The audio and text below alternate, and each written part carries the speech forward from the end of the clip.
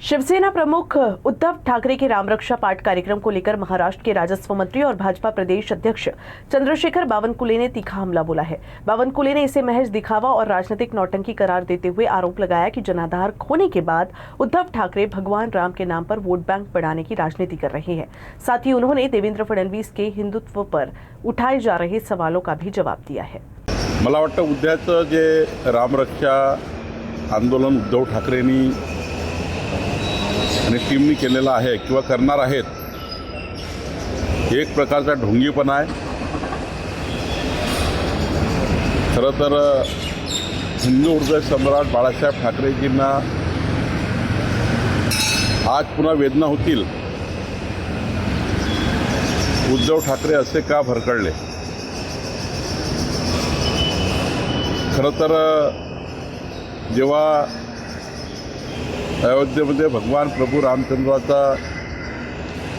प्रतिष्ठापना होती तेव्हा उद्धव ठाकरे निमंत्रण असूनही गेले नाही। खरं तर या गोष्टीचं वाईट वाटतं की उद्धव ठाकरेजींनी भगवान प्रभू रामचंद्राला राजकारणाचा विषय केला आहे आणि राजकारणाकरता कुठल्याही स्तरापर्यंत जाण्याचा हा प्रयत्न आहे। आमच्याकरता भगवान प्रभू रामचंद्र हे आस्थेचा संस्कार संस्कृतीचा विषय आहे, पण आता या गोष्टीचं वाईट वाटतं की जनाधार गेल्यानंतर उद्धव ठाकरेजींना भगवान प्रभू रामचंद्राच्या नावाने राजकारण करून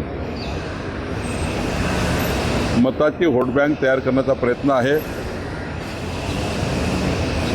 जेव्हा खरंच रस्त्यावर उतरण्याची गरज होती तेव्हा उतरले नाही आणि आता मात्र सर्वच लोकांनी उद्धव ठाकरेंना सोडल्यानंतर भगवान प्रभू रामचंद्राची आठवण उद्धवजींना येत आहे असं मला वाटतं।